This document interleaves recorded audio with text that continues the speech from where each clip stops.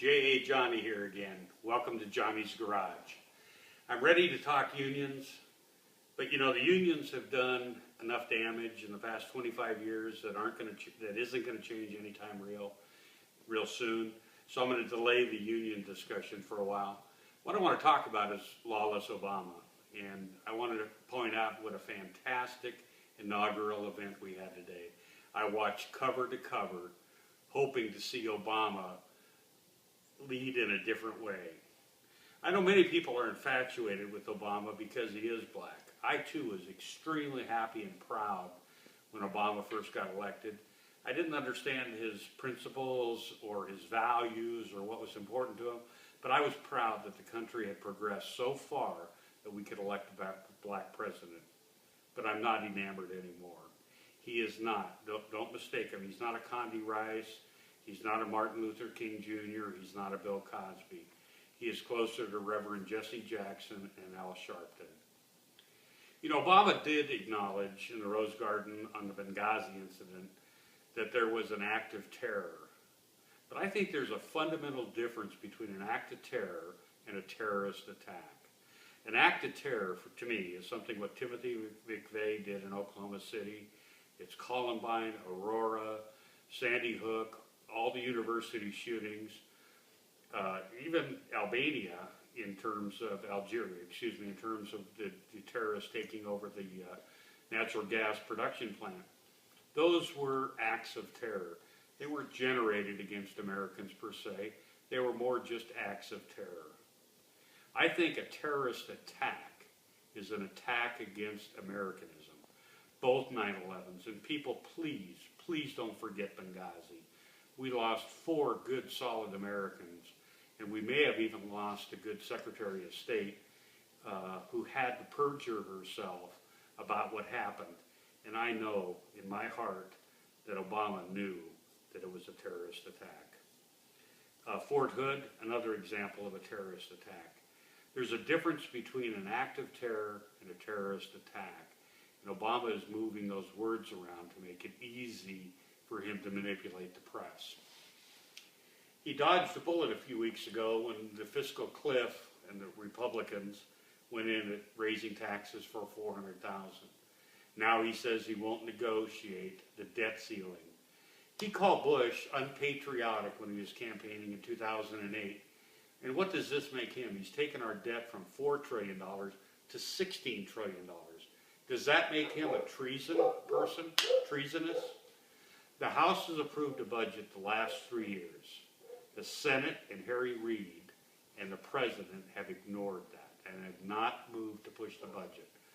Had they pushed that budget forward, we would be in a position to be able to afford the programs that the House of Representatives feel we need, and we'd be able to start reducing that debt. That debt is going to be a burden for your children, your grandchildren, and their children. Barack already has voiced concerns on our freedom of speech, Amendment number 1. He criticized Don Imus for saying that stupid thing on the radio, but then he said he can't do that, and it was a terrible thing to say. And then he also said that some guy in Cerritos, California cannot produce a video about the prophet. He is looking to take away our First Amendment rights to the Constitution. Earlier this week, he talked about guns and Americans owning guns. Eric Holder believes it is not your right as an American to possess firearms. He is dead wrong. As far as First Amendment Bill of Rights goes, tomorrow, figuratively speaking, Obama is going to challenge the 22nd Amendment to the Constitution, which has to do with term limits. In fact, I hear some yahoo from New York is bringing this up in some sort of action. The only thing that scares me more than Obama in a 2-term is to be a 3-term or a 4-term president. Obama has little experience in the community, in business, in the environment, and things like that, and he surrounds himself with even people that have less experience.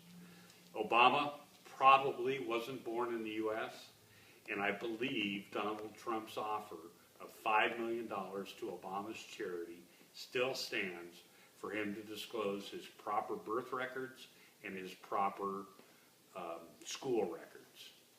$5 million to disclose that. Obama is out to crush the middle class. He thinks that the middle class people making between $40,000 and $400,000, and he wants to make two classes of people.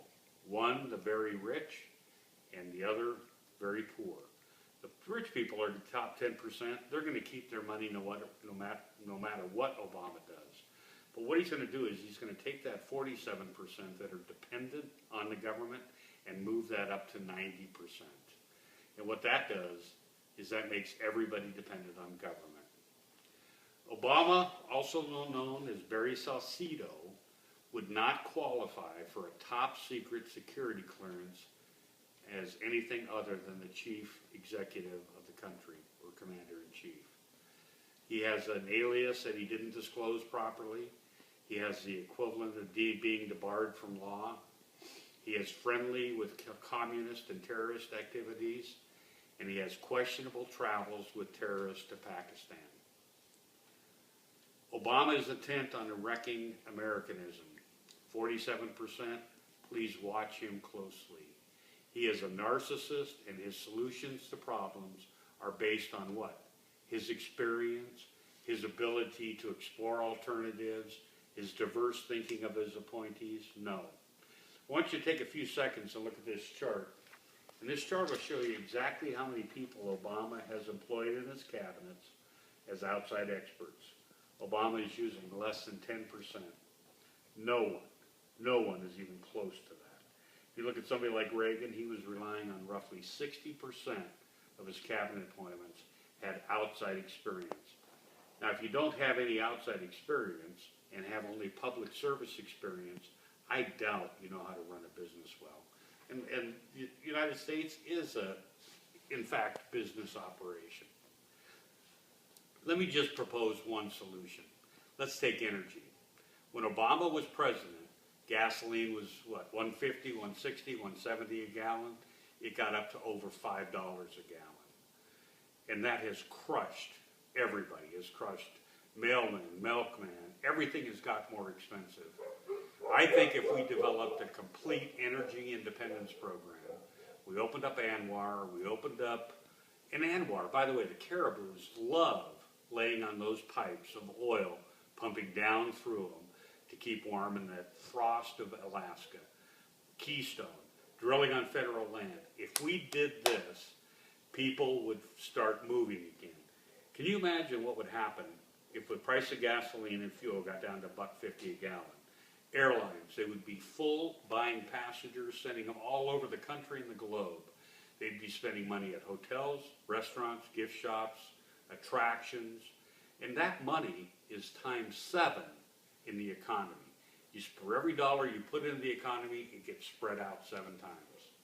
I live in Orange County, and I know many Inland Empire construction workers that can't afford to buy gas, to drive to Orange County, to hang drywall, to put up framing, pour concrete, things like that. So they would just as soon stay on welfare and unemployment as opposed to going to work. Now, if they went to work, they would make a few more dollars, but it isn't worth all that time on the freeway and all that money you spend on gas. So if we just establish energy independence right now, not talk about it for another 10 years, but right now, that would get our economy booming. I'll see you in 2 weeks.